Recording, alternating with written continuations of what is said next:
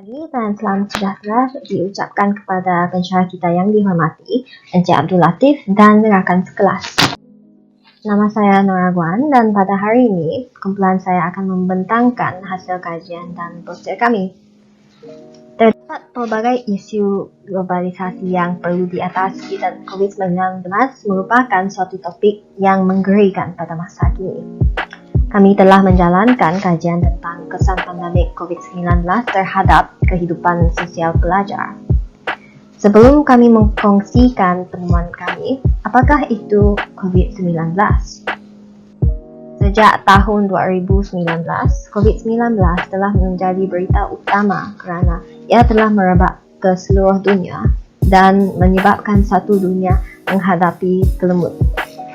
Di peringkat global, setakat pukul 5.54 petang CEST 1 Oktober 2021, Pertubuhan Kesihatan Dunia WHO melaporkan bahawa terdapat lebih daripada 200 juta kes positif COVID-19 yang merangkumi hampir 5 juta kematian. Sejak 28 September 2021, terdapat lebih daripada 6 bilion dos vaksin yang lengkap telah diberikan. Kehidupan kita telah digendalakan oleh sebab wabak COVID-19 dari skala peribadi sehingga tahap global. Bukan itu sahaja, penutupan dan penyekatan yang diisytiharkan untuk mencegah penyebaran virus COVID-19, kehidupan sosial kita telah juga terjejas.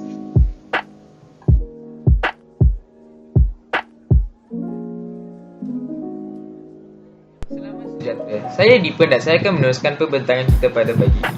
Seperti yang kita tahu, berita dunia yang agak serius pada masa kini adalah virus yang amat bahaya yang telah melanda dunia kita, iaitu virus COVID-19. Virus ini telah pun mencipta sejarah ke dunia kita kerana ia telah meragut nyawa dengan jumlah yang agak tinggi.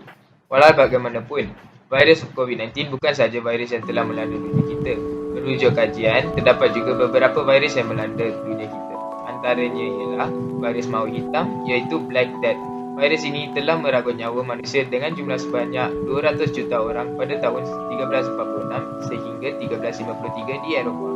Selain itu, pada zaman Empayar Mesir, wabak cacar air telah menjadi isu yang agak serius pada masa itu di mana wabak ini telah menjangkiti sebanyak 56 juta populasi dunia. Seterusnya adalah wabak selsema Sepanyol iaitu Spanish flu yang telah membawa maut lebih daripada 40 juta populasi dunia pada tahun 1918. Bukan itu sahaja, antara virus yang telah melanda dunia kita adalah wabak Justinian. Ia dikatakan bahawa wabak ini telah menyerang seluruh pusat pentadbiran Empayar Byzantine pada 541 tahun Masihi. Akhir sekali adalah virus SARS iaitu Severe Acute Respiratory Syndrome. Wabak ini merupakan sebuah selsema yang menyerang sejumlah 26 buah negeri pada tahun 1203 dan telah mencapai rekod kes sebanyak 8,000. Dan saya akan mengatakan bagaimana virus COVID-19 ini telah wujud. Merujuk kepada sumber kajian, ia dikatakan bahawa virus COVID-19 ini bermula di sebuah pasar yang menjual makanan laut dan haiwan liar di Wuhan iaitu China. Wuhan ialah sebuah pusat pengangkutan yang luas dan besar di China. Menurut kajian yang telah dilakukan, virus ini sering menjangkiti haiwan liar tetapi penularan virus ini daripada haiwan ke manusia jarang berlaku. Walau bagaimanapun, sumber virus ini dikatakan adalah daripada sebuah haiwan yang dinamakan pangolin. Pada masa kini, para ahli sains mengatakan bahawa virus ini adalah daripada kelawar. Dengan situasi teruk ini, virus COVID-19 ini telah merebak ke wilayah lain di China dan negara-negara lain seperti Malaysia, Singapura, Thailand, Korea, Jepun, Vietnam, Rusia, Turki dan Amerika Syarikat. Terdapat juga berkata bahawa virus ini dilepaskan ke kalian ramai dari makmal yang mengkaji coronavirus ini secara tidak sengaja. Terdapat juga yang mengatakan virus ini dilepaskan secara sengaja sebagai senjata biologi. Bukan itu saja, virus COVID-19 ini merupakan sebuah penyakit berjangkit yang boleh menular daripada titisan pernafasan, terutamanya apabila mangsa virus ini menunjukkan simptom seperti batuk atau bersin. Walaupun titisan ini tersebar di udara dengan masa yang singkat, virus ini masih kekal berdaya tahan dan masih boleh menjangkiti permukaan yang disentuh. Sekarang saya akan menyerahkan pembentangan ini kepada rakan sekumpulan saya. Assalamualaikum dan salam sejahtera. Saya Balkis dan saya akan teruskan perbincangan. Sekarang semuanya telah menjadi pembelajaran atas talian. Kebaikannya adalah mereka tidak perlu keluar dari suasana selesa mereka di rumah. Mereka tidak perlu bersiap untuk ke sekolah atau kampus. Tidak perlu bersemuka pun dengan cikgu atau pelajar lain. Hanya perlu hadap skrin laptop atau handphone mereka saja. Tapi ini juga ada kelemahannya. Berjam-jam di hadapan skrin boleh merosakkan mata, atau misalnya ada gangguan internet, atau mungkin pelajar tersebut tidak mempunyai komputer riba. Hal ini akan menyebabkan pembelajaran atas talian menjadi beban kepada pelajar. Ini juga membuatkan pelajar mempunyai banyak masa lapang. Masa lapang bukanlah sesuatu yang negatif, tetapi ia bergantung kepada bagaimana mereka meluangkan masa tersebut. Keluarga juga boleh menjadi sokongan yang terbaik kepada pelajar, lagi-lagi pada waktu yang susah ini. Tetapi apabila mereka sudah menjejak kaki ke dunia kedewasaan, sukar untuk mengatakannya. Kerana kebanyakan ibu bapa akan mempunyai masalah berkomunikasi dengan anak-anak mereka. Walau bagaimanapun, disebabkan kini banyak masa lapang, banyak peluang yang mereka boleh ambil untuk merapatkan hubungan kekeluargaan. Sekarang pun semuanya atas talian. Pelajar boleh bergaul dengan rakan-rakan mereka hanya di atas talian. Dengan adanya teknologi maju zaman kini, berhubung secara sosial tidak menjadi satu masalah. Hai, nama saya Kimberly dan hari ini saya akan membentangkan objektif kajian kami bagi tugasan yang bertajuk Kesan Pandemik COVID-19 terhadap kehidupan sosial pelajar. Kumpulan kami mempunyai 3 objektif kajian. Pertama, mengenal pasti latar belakang terbentuknya COVID-19. Kajian ini dilaksanakan bagi menentukan latar belakang terbentuknya COVID-19 seperti bagaimanakah ia terbentuk, di manakah ia mula-mula berjangkit, seterusnya merebak. Kedua, menguraikan punca-punca COVID-19.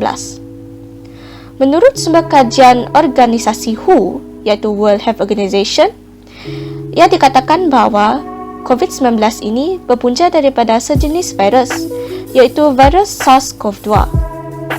Ia dikatakan juga virus ini boleh didapati daripada haiwan-haiwan liar seperti tenggiling dan kelawar yang dijual di market Wuhan, China. Terdapat juga satu teori yang mengatakan bahawa virus ini adalah ciptaan manusia sendiri.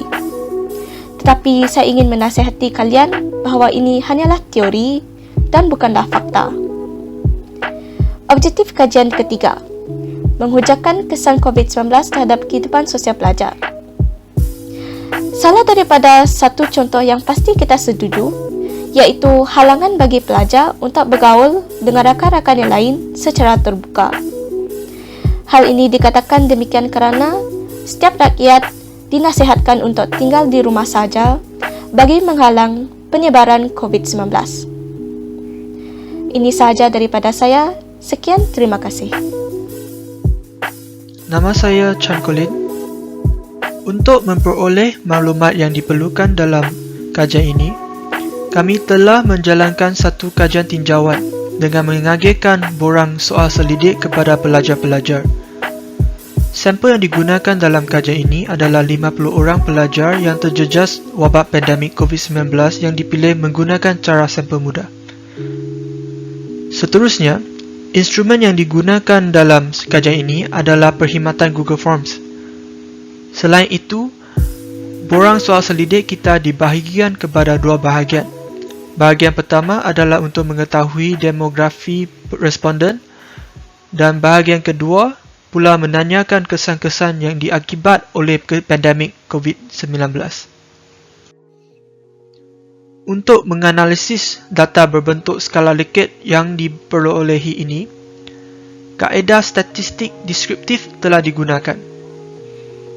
Selepas mengira data skala Likert secara manual, data yang dibentuk secara statistik kekerapan dan peratus akan diperolehi.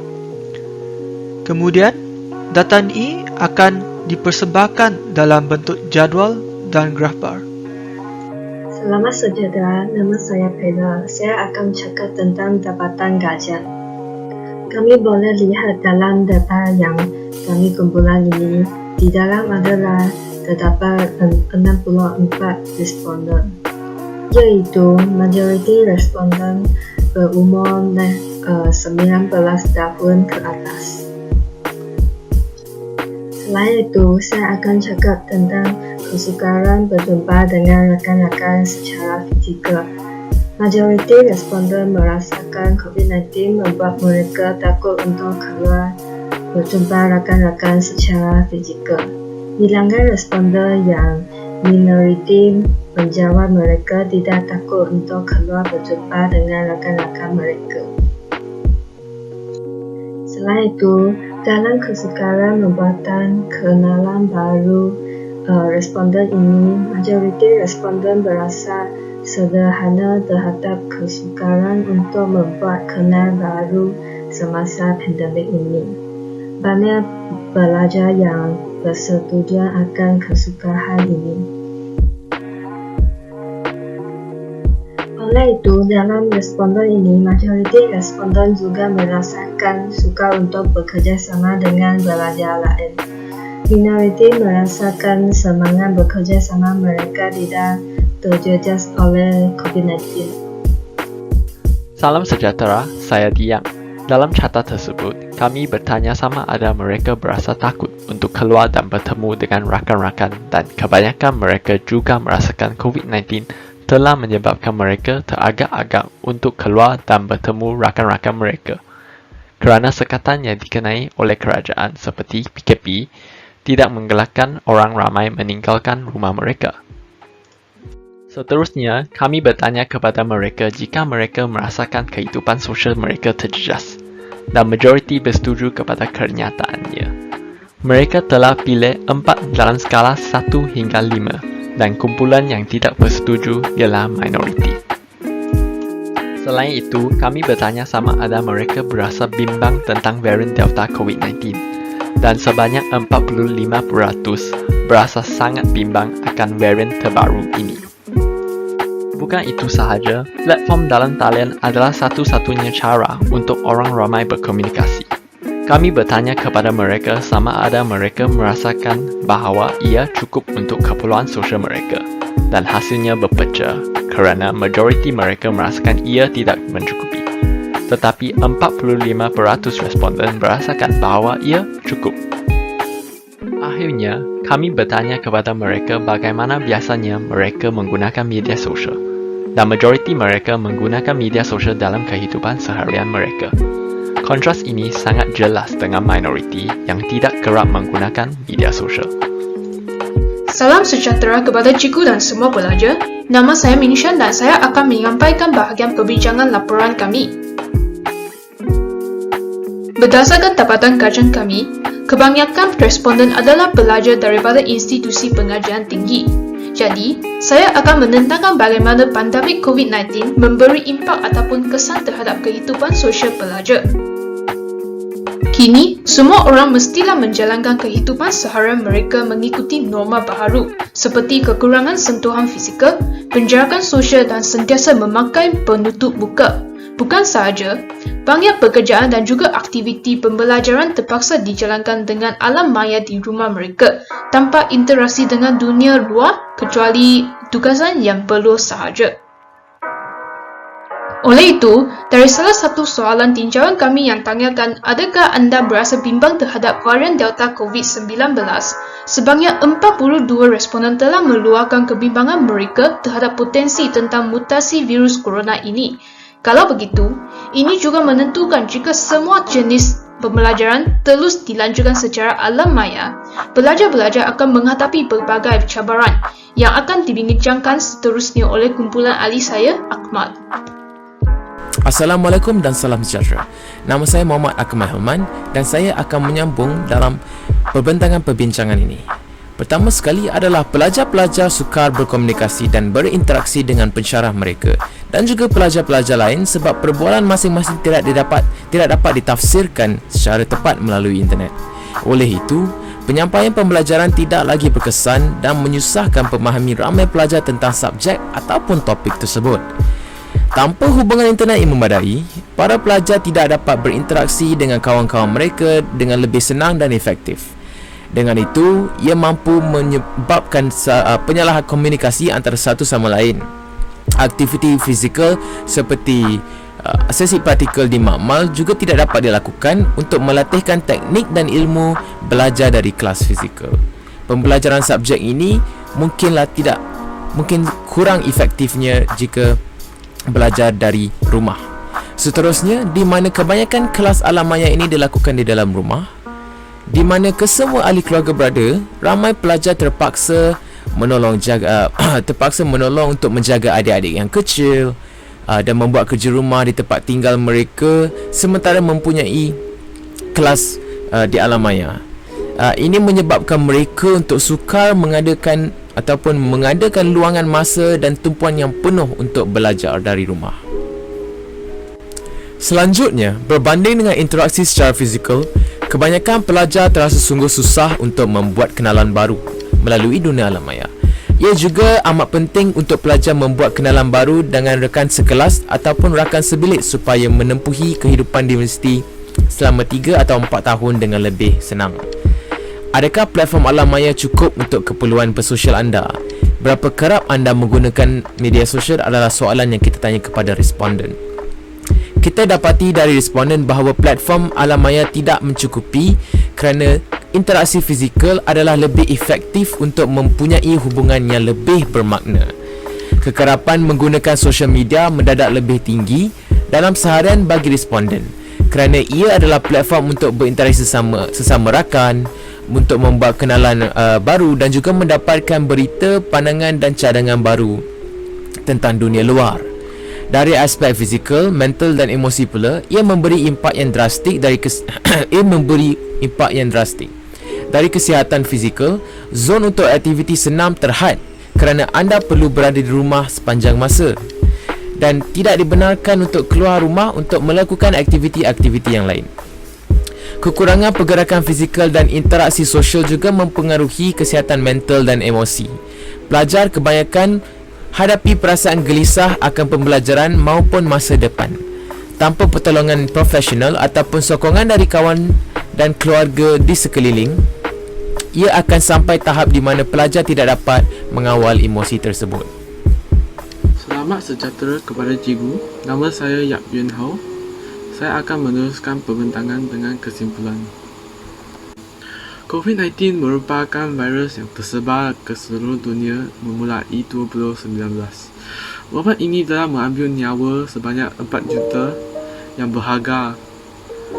Pandemik COVID-19 ini telah banyak mengubahkan kehidupan sosial pelajar-pelajar seluruh dunia. Berdasarkan soal selidik yang dijalankan oleh kami, kebanyakan responden bersetuju dengan idea wabak COVID-19 ini telah menjejaskan kehidupan sosial mereka.